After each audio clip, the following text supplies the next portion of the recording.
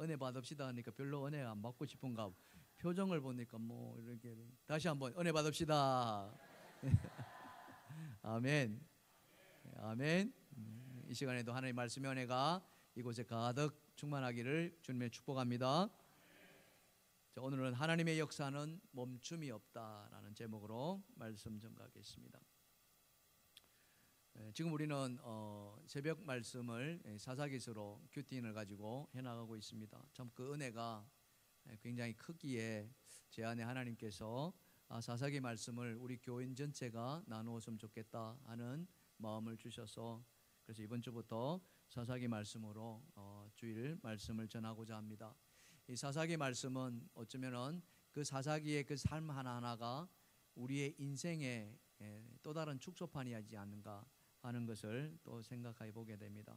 그래서 사사기를 통해서 우리가 하나님께 어떻게 나아가야 되는가, 우리 하나님과 어떻게 섬겨 나가야 되는가 하는 것들을 그런 깨닫는 그런 은혜를 우리에게 주시는 것 같아요. 이 사사기는 여호수아가 가나안 땅에 들어가서 땅을 다 분배하고 그리고 그의 인생을 마치는 것으로 사사기가 시작됩니다. 그러니까 여호수아가 죽은 뒤부터 사사기가 시작되죠. 연대로 본다면은 약 BC 1390년, 그러니까 예수님이 오시기 전에 약 1400년 전부터 시작해서 약 350년 동안 뭐 한 4세기 정도 이 시대를 거쳐서 첫 왕이 세워지는 사울왕 때까지, 그러니까 선지자로 본다면은 사무엘 선지자 때까지 그 350년간의 기간을 이 사사시대라고 이야기합니다. 이 사사시대에 12명의 사사가 이렇게 세워져서 이스라엘을 통치해 나가는데요. 이 사사시대의 특징을 보면은 일정한 그 역사의 흐름이 있습니다. 하나님의 은혜로 이스라엘이 평강을 누리다가 그들이 배부르고 등 따시니까 그만 하나님을 잊어버립니다. 그래서 하나님 보시기에 악을 행하죠. 여기서 악이라는 건 다른 것이 아니라 하나님을 떠나서 우상을 섬기는 거예요. 바알신을 섬기고 아세라신을 섬기고 하나님 가장 싫어하는 일을 이 이스라엘이 해나가는 겁니다. 그래서 하나님 참다 못해가지고 하나님이 이 이스라엘을 깨우치기 위해서 징계하십니다. 심판하시죠. 그래서 그 심판의 도구로 이방 민족들을 이렇게 세워서 이스라엘을 이렇게 괴롭히죠. 고난을 당하게 합니다. 그 고난이 이만저만 고난이 아닙니다. 엄청난 고난을 당하는데 그 고난 앞에 이스라엘이 잘못을 깨닫고 하나님께 부르짖죠. 하나님 살려달라고, 구원시켜달라고 그렇게 부르짖습니다. 이 부르짖음에 하나님께서 모른 채 하지 아니하시고 사사를 세워서 이스라엘에게 그 아픔에서, 그 고난에서 벗어날 수 있도록 은혜를 베풀어 주십니다. 그리고는 이 사사가 있는 동안에 하나님이 평강을 주십니다.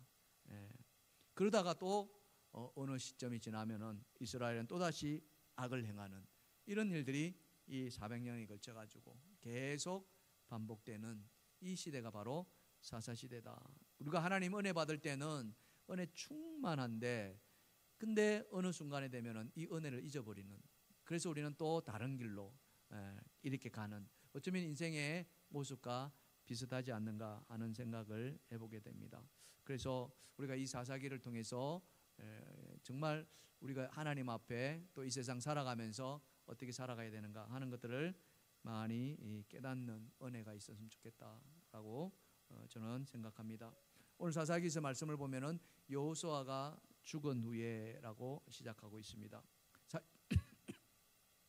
여호수아는 이스라엘에 있어 가지고 참 없어서는 안 될 그런 참 중요한 또 위대한 지도자죠. 가나안 정복 전쟁에 있어 가지고 이스라엘을 이끌었던 그런 지도자였습니다. 근데 이 지도자가 나이를 먹어서 이렇게 죽게 됩니다. 성경에 보면은 이 여호수아가 110세에 죽었다라고 이야기합니다. 여러분 모세가 몇 살에 죽은지 아십니까? 120세였죠. 모세보다 10년 앞당겨서 이렇게 죽습니다. 사실 뭐 110세도 오늘날 치면 굉장히 장수한 거나 다름이 없습니다. 근데 중요한 것은 이 여호수아가 이스라엘의 영적인 지도자였고 또 이스라엘 다스리는 그런 아버지와 같은 존재였는데, 이 지도자가 죽음으로 인해 가지고 이스라엘은 혼란에 빠질 수밖에 없다는 거죠. 그렇지 않겠습니까? 지도자가 없으니 얼마나 힘들겠습니까? 그래서 이 이스라엘이 앞으로 어떻게 될 것인가, 이게 우리의 궁금한 상황인데요. 근데 오늘 말씀을 통해서 지도자가 없음에도 하나님의 역사는 멈추지 않는 것을 우리는 보게 되는 거죠. 도대체 그 비밀이 뭔가, 이것입니다. 자, 오늘 말씀을 통해서 같이 한번 살펴보려고 합니다. 가나안 정복을 다 완성하지 않은 채 여호수아가 죽었습니다. 이 이스라엘은 과연 혼란 속으로 빠져들어갔을까, 이거죠. 자, 첫 번째 주제입니다. 다 같이 한번 읽어보겠습니다. 시작. 여호수아가 죽은 뒤에도 흔들리지 않았다. 예. 지도자가 죽으면은 나라가 뒤숭숭하고, 그렇죠? 모든 국민이 슬픔에 잠기고, 그래서 굉장히 어려워지는데 말씀을 보면은 전혀 그렇지 않다는 거예요. 뭐 여기 어르신들은 다 아시겠습니다만은 제가 처음 대통령이 죽었을 때가 중학때였습니다. 중학생 때 박정희 대통령이 서거하셨는데 어린 심령에 큰일 나는 줄 알았습니다. 왜 그렇습니까? 대통령 죽으면 무슨 일이 일어난다고 생각했어요? 전쟁이 일어난다고 생각했어요. 북한이 금방이라도 쳐들어올 줄 알았어요. 얼마나 무섭습니까? 이제 큰일 났다. 우리나라는 어떻게 되는가? 뭐 이런 걱정들을 했던 기억이 나는데 이스라엘도 다르지 않지 않겠습니까? 여호수아는 뭐 그냥 보통의 지도자가 아니지 않습니까? 요단강 건너서 가나안 정복 전쟁했는데 최앞장서서 하나님의 뜻을 구하고 하나님 뜻대로 가나안 전쟁을 했던 이스라엘에게 있어 가지고 절대적인 위치에 있었던 사람이었습니다. 그들 백성의 신앙과 삶의 중심, 축이었습니다. 그런데 그 여호수아가 죽은 거예요. 당연히 이스라엘이 우왕좌왕 혼란에 빠질 수밖에 없는데 오늘 말씀을 보니까 전혀 그렇지 않았다는 거죠. 하나님의 역사는 계속 이루어져 가고 있다는 것을 보게 됩니다. 오늘 본문 1절입니다. 보십시다. 시작. 여호수아가 죽은 후에 이스라엘 자손이 여호와께 여쭈어 이르되 우리 가운데 누가 먼저 올라가서 가나안 족속과 싸우리까? 예. 여러분 이 말씀에 보시면은 여호수아가 죽었습니다. 근데 이스라엘 자손은 혼란스러웠다 이게 아니라 그들은 하나님께 나아갔다는 거예요. 하나님께 여쭈어봤습니다. 하나님께 묻습니다. 하나님, 우리가 어떻게 해야 됩니까? 우리가 언제 누가 먼저 올라가야 됩니까? 이렇게 하나님 앞에 직접 나아갔다는 거죠. 만일 여호수아가 살아 있었더라면은 이 말이 이렇게 바뀌지 않았겠습니까? 이렇게 해석될 겁니다. 자, 본문 1절 다시 한번 보시면은 여호수아가 여호와께 여쭈어 이르되 이렇게 나갔을 거예요. 근데 여호수아가 죽었잖아요. 저 자리에 이스라엘이 들어가는 거예요. 이스라엘 백성이 여호와께 여쭈어 이르되 이렇게 나가는 겁니다. 이게 무엇을 의미합니까? 그것은 바로 이스라엘 백성들이 지도자가 있든 없든 그들은 삶의 중심이 하나님 중심이었다는 거예요. 흔들림이 없었다는 거죠. 아, 이게 대단한 겁니다. 이런 모습이 어쩌면은 진정한 하나님의 백성, 그리스도인 또 하나님의 자녀의 모습이 아닐까 하는 생각을 해보게 됩니다. 여기 계시는 우리 어르신들도 뭐 자녀들을 많이 낳으신 분들 계시지 않습니까? 옛날 어릴 때를 한번 아이들이 어릴 때를 한번 생각해 보십시오. 엄마가 이제 밖에 나갑니다. 일하러 나가시고 들에 나가시고 뭐 이렇게 나가실 때 엄마가 큰아이를 부릅니다. 그리고는 엄마가 그 큰아이한테 신신당부하죠. 뭘 당부하십니까? 나갈 때 뭐라고 하십니까? 네 동생들 어떻게 하라? 잘 데리고 놀아라.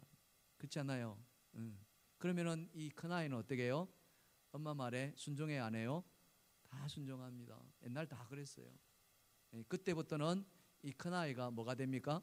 대장 되잖아요. 그랬던 것 같아요. 지금 이스라엘이 그 일을 하고 있는 거예요. 여호수아가 대장이 없음에도 대장의 부재에도 이스라엘은 조금 더 흔들리지 않고 그들은 자기가 해야 할 그 일들을 마땅히 해야 될 일들을 해나갔다는 거죠. 근데 여러분 이게 저절로 됐을까 이겁니다. 절대 그렇지 않다는 거죠.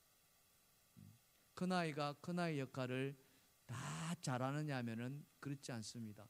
잘하는 큰아이가 있고 오히려 엄마의 부재로 인해서 큰아이가 어떻게 해요? 더 힘들게 하는 아이들도 있습니다. 그렇잖아요. 그게 우리 살아와서 다 알지 않습니까? 이스라엘이 영적인 지도자, 그들의 삶의 중심이었던 여호수아가 죽었음에도 이스라엘이 흐트러지지 않고 하나님께 나아갈 수 있었던 중요한 이유가 있는데, 그게 뭔 줄 아십니까? 그게 바로 이스라엘에게는요 또 다른 여호수아가 있었다는 거예요. 그게 뭐냐면은 바로 이스라엘을 이끄는 장로들이었습니다. 성경에 보면요, 이 여호수아의 빈자리를 이 이스라엘의 장로들이 다 해나갔고 하나님을 섬겼다라고 이야기를 하고 있습니다. 여러분 사사기 2장 7절에 보시면은요, 자 보십시다. 시작. 백성이 여호수아가 사난할 동안과 여호수아 뒤에 생존한 장로들, 곧 여호와께서 이스라엘을 위하여 행하신 모든 큰 일을 본 자들이 사난할 동안에 여호와를 섬겼더라. 아멘. 여러분 이 말씀을 잘 보시면은요, 여호수아가 사는 동안 그들은 여호와를 섬겼습니다. 그리고 여호수아가 죽은 뒤에는 누가요? 생존한 장로들. 이 생존한 장로들이라는 것은 뭘 말하냐면 여호수아와 함께 했던 장로들을 말합니다. 여호수아가 있을 때 가나안 정복 전쟁을 수행했던 그 장로들이 여호수아가 떠난 뒤에도 하나님의 그 행하신 것을 보았기 때문에, 하나님의 그 살아계심을 보았기 때문에, 하나님이 역사하심을 그들이 경험했기 때문에 그들은 변함없이 하나님을 섬겼다는 거예요. 누가요? 장로들이. 바로 이겁니다. 가나안 입성할 때 이들은 큰 역할을 했습니다. 물론 여호수아가 대장이 되어서 앞에서 이끌었죠. 그러나 이 이스라엘의 각 지파의 장로들은 자기의 그 역할들을 충분히 감당해냈던 것입니다. 그들은 하나님이 어떻게 일하신다는 것을 다 경험했습니다. 그래서 여호수아가 떠난 뒤에도 그들은 변함없이 하나님 앞에 겸손하게 나아갔던 거죠. 그래서 오늘 여호수아가 죽은 뒤에도 하나님께 나아가서 물었다라는 이야기가 바로 그 이야기입니다. 장로들이 그 자리를 지킴으로 말미암아 이스라엘은 변함없이 하나님의 그 대업을 이루어갈 수 있었다는 것이죠. 우리가 이것을 보면서 장로의 위치가 어떤 위치인지를 우리는 알게 됩니다. 어떤 역할을 해야 하는지도 알게 되죠. 교회도 마찬가지 아니겠습니까? 교회도 이 장로, 우리 특히 장로교 안에는 장로가 참 중요하지 않습니까? 우리 평신도들의 또 이렇게 부모와 역할 해나가는 분들이잖아요. 이런 분들이 하나님을 섬겨나가는 모습, 딴 거 아닙니다. 하나님의 행하심을 경험했기 때문에 그 행하심 앞에 그들은 최선을 다해서 섬겨나갔다는 거죠. 여러분 어제가 여러분 잘 모르시겠습니다만은 꼭 1년 전에 우리가 사랑했던 길병전 장로님이 소천하신 날입니다. 벌써 1년이 됐어요. 아시는 분은 또 아실 테고, 그렇지 않으신 분들은 벌써 1년인가 하는 생각들도 하실 텐데요.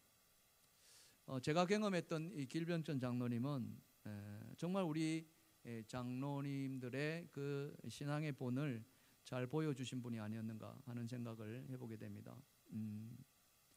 정말 그 장로님은 사랑이 많으셨고요, 또 마음이 따뜻하셨습니다. 그리고 굉장히 포근하셨고요. 그래서 새로운 가족들이 오늘같이 새로운 가족들 오시면은 누구보다도 이 새 가족들을 따뜻하게 환대하셨고, 또 먼저 다가가셨고 손을 내미셨고 그들을 편안하게 이렇게 섬겨주셨습니다.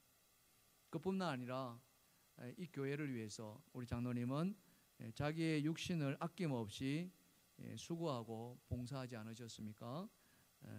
제가 기억하는 그 길병전 장로님은 매주 매주 토요일마다 아침 일찍 나오셔서 우리 김태영 장로님과 함께 이 교회를 쓸고 닦고 또 여러분도 아시다시피 지금은 없습니다만은 교회 앞에 있는 그 등굴나무를 몸소 연로하심에도 다 이렇게 정리하시는 일에 앞장서셨습니다. 젊으신 분들이 이제 하지 마세요라고 했는데도 진짜 돌아가실 때까지 그렇게 그 일을 감당해내셨고, 뿐만 아니라 무엇보다도 이 길병전 장로님은 예배를 사랑하셨습니다. 정말 예배를 사랑하셨고, 그래서 새벽 예배 빠지지 않으셨고요. 수요 예배, 금요기대 마찬가지.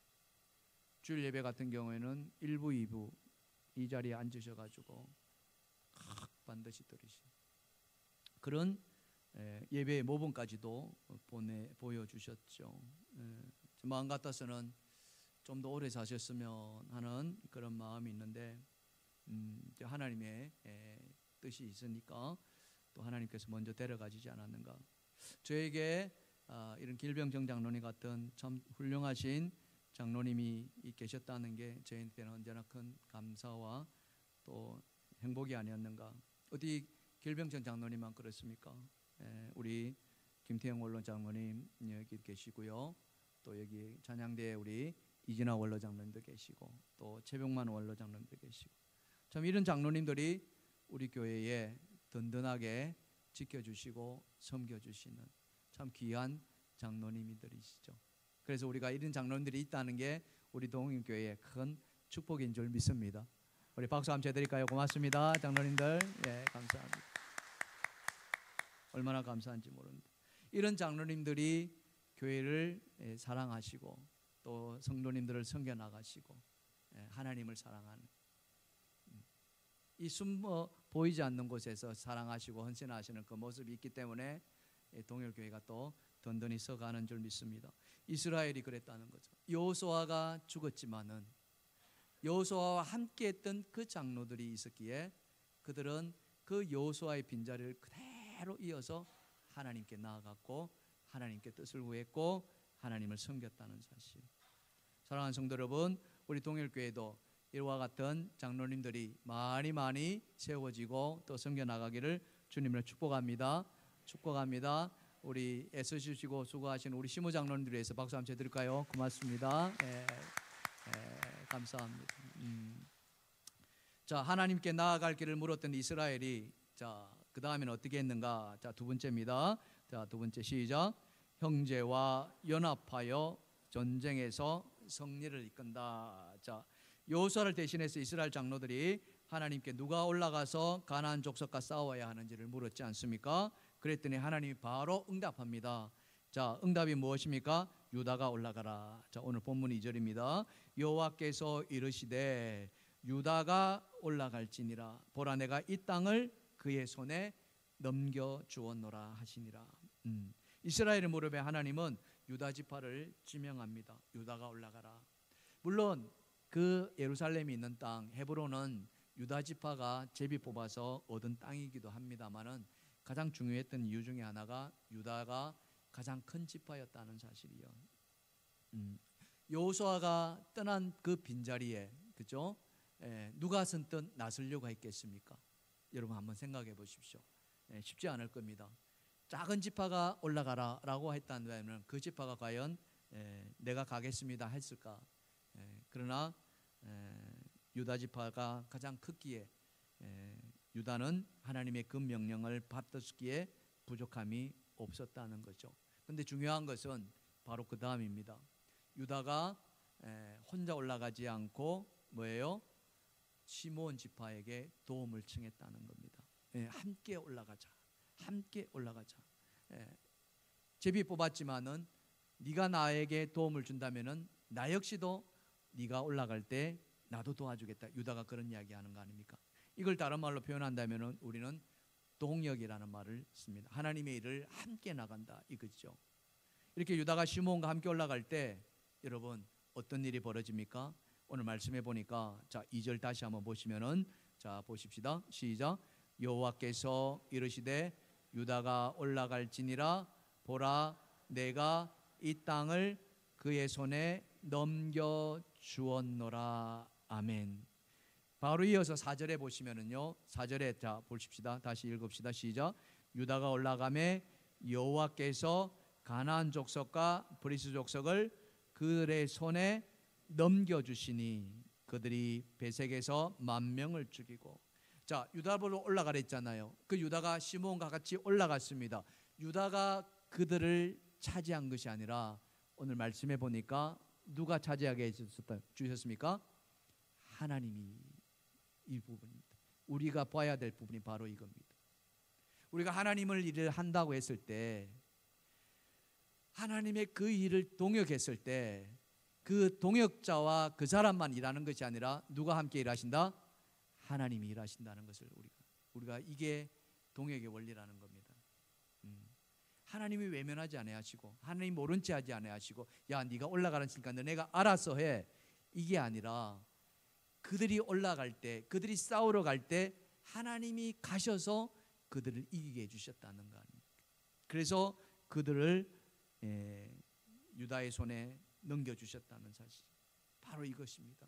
오늘 우리가 말씀을 통해서 배워야 할 점, 깨달아야 할 점이 바로 이것입니다. 동역의 아름다움은 그 동역 속에 하나님이 함께 하신다는 사실이죠.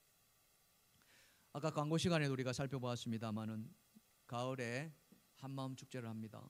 그렇죠? 작년에는 사실 하지 않았습니다. 교회 건축하느라고 우리가 한마음 축제를 열지 않았는데, 올해는 이제 완공했기에 이 축제를 하려고 합니다. 근데 그냥 하지 않고 새가족을, 새신자를 초청하는 그런 전도 축제를 겸해서 하려고 하는 거예요. 그래서 지금부터 준비하려고 합니다. 그래서 TFT 구성하는 거죠. 어떻게 준비해야 될지는 이제 모여서 같이 상의하면서 갈 것입니다. 중요한 것은 뭡니까? 이 주님의 일에 마음을 같이 모으는 거예요. 한 마음이 되어서, 하나가 되어서 동역하겠다는 거죠. 다 개인 사정이 있을 수 있습니다. 이런저런 이유로 그 모임에 함께하지 못할 수도 있습니다. 내가 해야 함에도.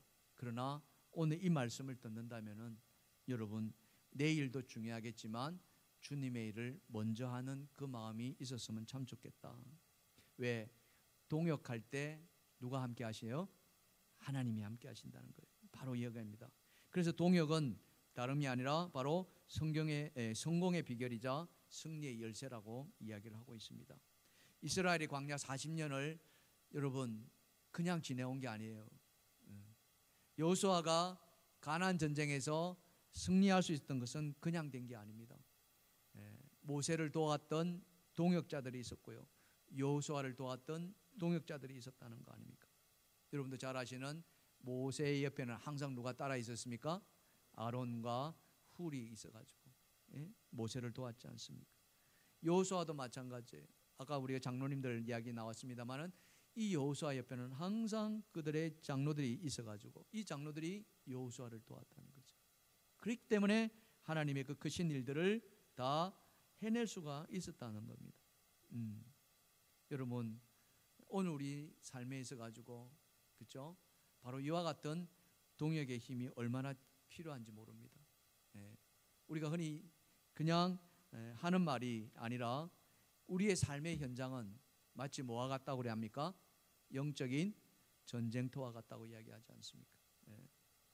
이 어둠의 권세들이 언제 어떻게 우리를 침노할지 모르고 틈만 있으면은 우리를 무너뜨리려고 하지 않습니까? 그래서 우리는 누구보다도 함께 하나가 되어서 한 마음이 되어서 기도하고 또 이렇게 중보해 주는 그런 동역이 필요하죠. 목사인 저에게도 당연히 그런 동역자가 필요합니다. 저는 오늘 여러분들에게 그 동역자가 되어 주기를 간절히 호소합니다. 사랑하는 성도 여러분, 저의 동역자가 되어 주시기를 주님의 축복합니다. 축복합니다. 어떤 형태로든지 여러분들이 목회자를 도와서 돕는 자의 위치에서 이렇게 힘쓰시면 참 좋겠다. 제가 아무리 힘쓰고 애쓰고 한다 하더라도 그렇잖아요. 저는 한계가 있습니다. 하지만 여러분들이 마음을 같이 모으고 여러분들이 같이 기도해주고 여러분 같이 힘을 도와준다면은 하나님은 이 어려운 모든 사역들을 감당하게 해주시리라 믿습니다. 제가 이 동일교회 오기 전에 몇몇 교회를 이렇게 섬겨 왔는데 이 교회는 그렇게 크지 않았지만은 정말 저를 돕는 그런 동역자가 있었습니다. 얼마나 많이 힘이 되었는지 모르고요.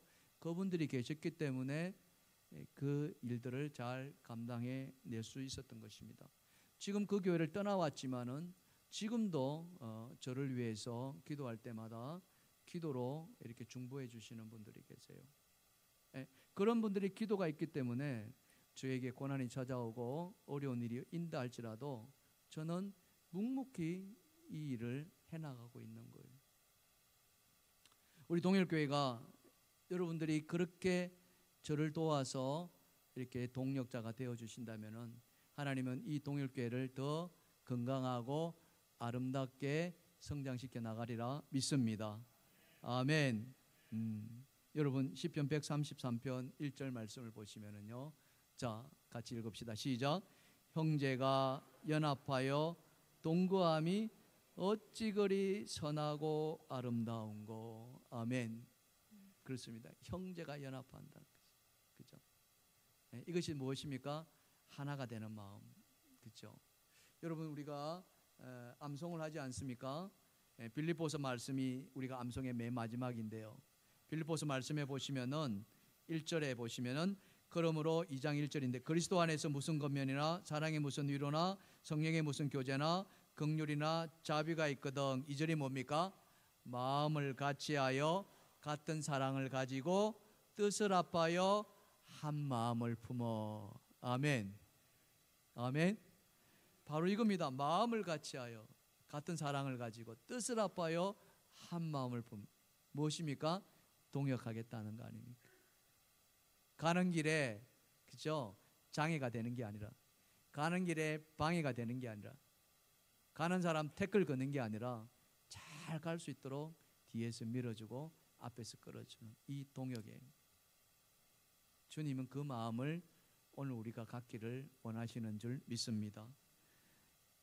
이스라엘이 그 어려운 일들을 감당해낼 수 있었던 것은 바로 이런 동역의 원리가 있었기 때문에 연합하여 올라간다는 거죠. 그래서 우리는 이런 찬양을 자주 좀 불렀으면 좋겠어요. 이런 교회가 되게 하소서라는 찬양이 있지 않습니까? 진정한 예배가 숨쉬는 교회, 주님이 주인은 되시는 교회, 믿음의 기도가 쌓이는 교회, 최고의 찬양을 드리는 교회. 그죠? 우리 한번 찬양 한번 불러볼까요?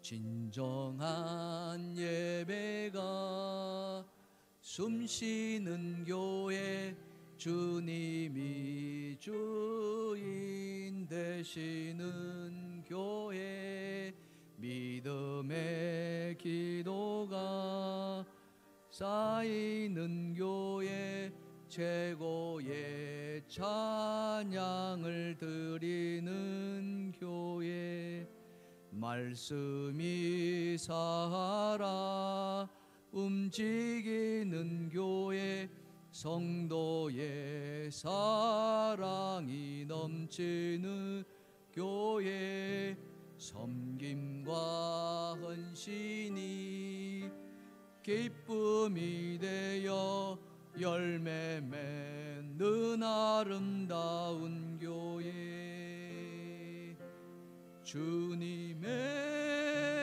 마음 닮아서 이웃을 사랑하는 교회,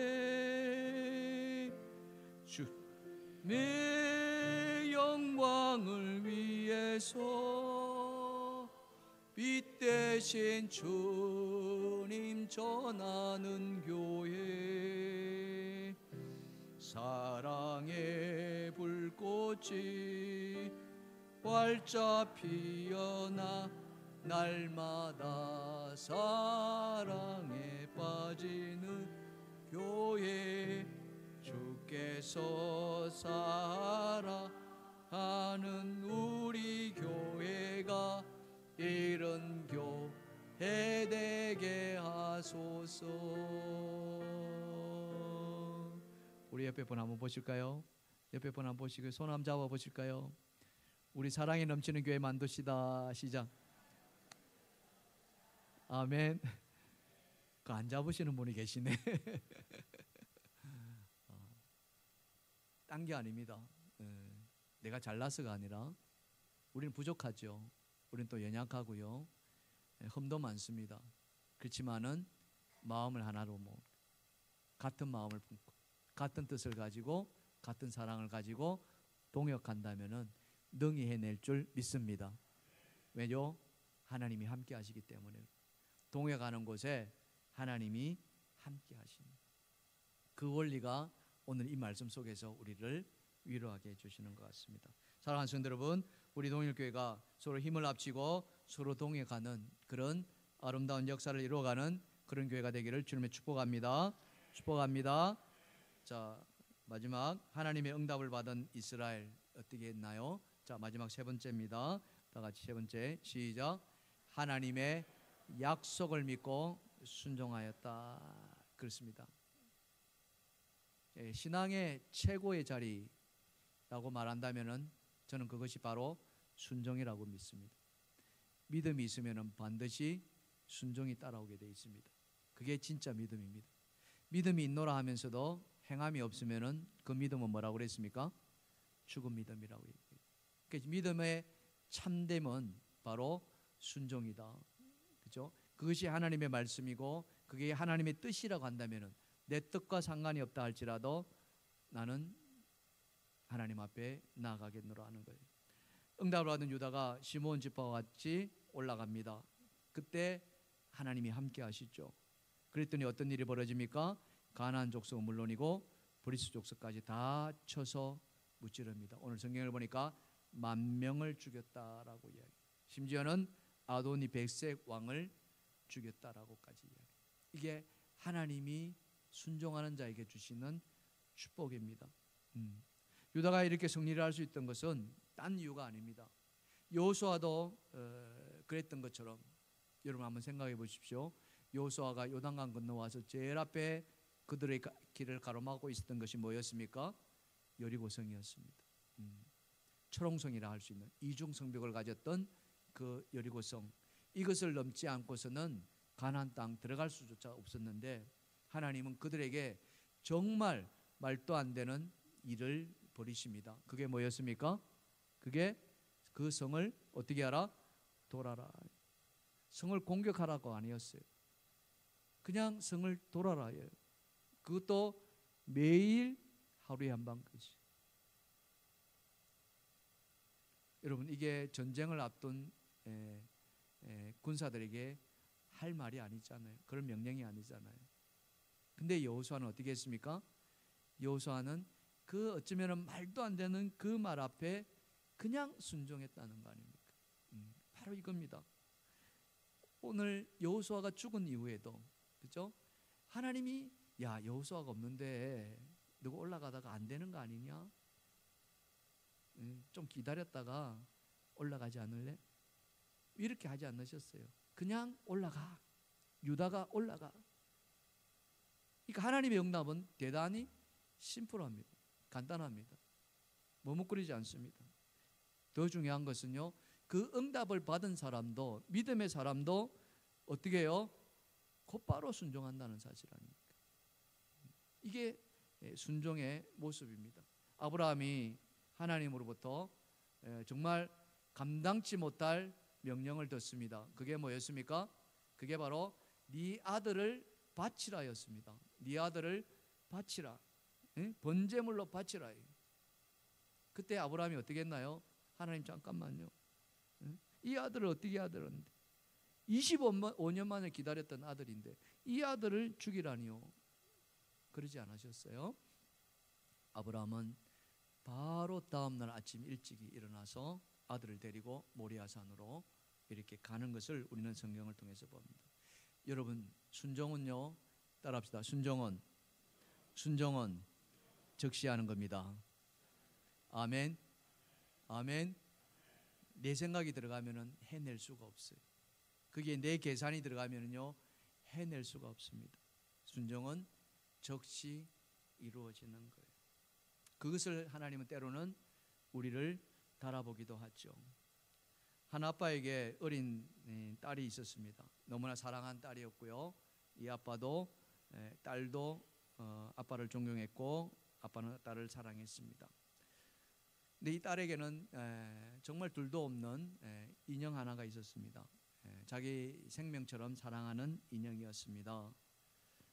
아빠가 그 딸의 방에 들어갔을 때 그 딸은 그 인형을 가지고 마치 자기 동생인 그죠? 마치 자기 아이처럼 그렇게 인형을 안고 놀고 있었습니다. 아빠 이거 보세요. 너무 이쁘지 않아요? 얘는요, 얘 없으면 내가 살지 못해요. 아빠는 그 인형을 보고서 그래 너무 이쁘구나 칭찬해 주었습니다. 머리를 쓰다듬었고요. 근데 뜻밖의 말을 합니다. 아빠가 그 딸의 이름이 글쎄 이 말을 들고 하기 영숙이라고 합시다. 영숙 여기 영숙 집사님도 있습니다. 영숙아, 네가 진짜 아빠를 사랑한다면 아빠 말을 들으렴. 뭐예요? 그 인형을 저 불 속에다가 넣어줘야 돼. 태워야 돼. 어린 딸이 그 말을 어떻게 들을 수 있겠습니까? 여러분 한번 상상해 보십시오. 딸은 울고불고 나는 무슨 소리예요 아빠? 절대 그럴 수 없습니다. 절대. 또 아빠가 말합니다. 네가 진짜 아빠를 믿는다면, 네가 진짜 아빠를 사랑한다면 그 인형을 불 속에 넣어야 돼. 아빠의 표정이 너무나도 심각했고 아빠의 말이 너무나도 엄중했기에 딸은 그 순간 머뭇거리며 고민에 빠집니다. 그리고는 아빠가 말한다면 내가 그렇게 하겠습니다라고 자기가 사랑했던 그 인형을 불 속에다 넣었어요.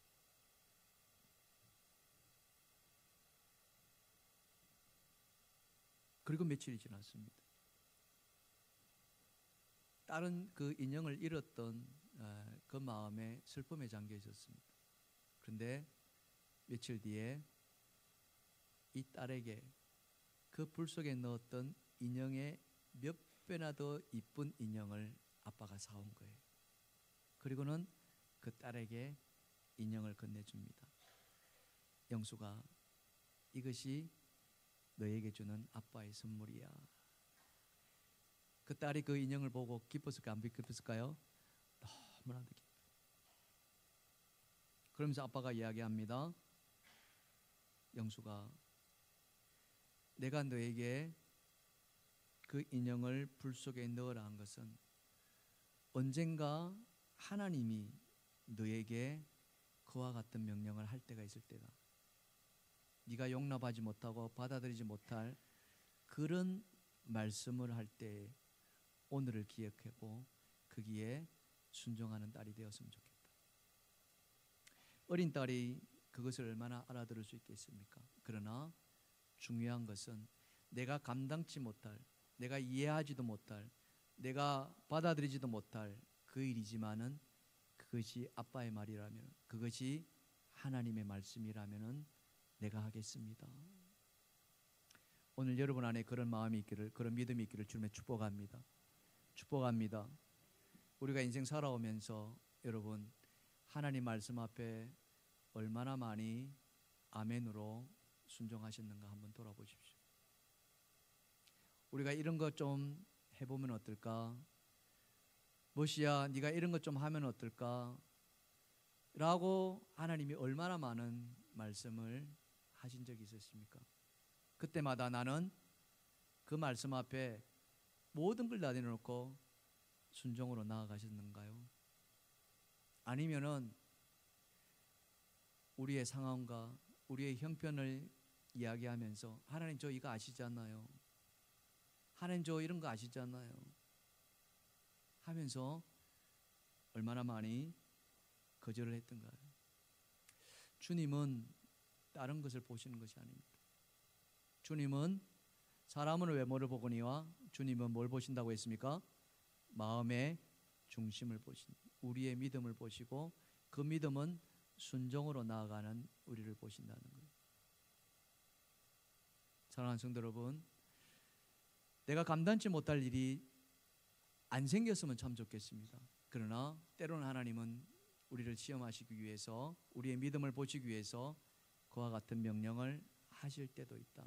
그러나 두려워하지 마시고 주님이 우리가 순종할 때 반드시 함께 하신다는 믿음으로 나아가시기를 간절히 축원합니다.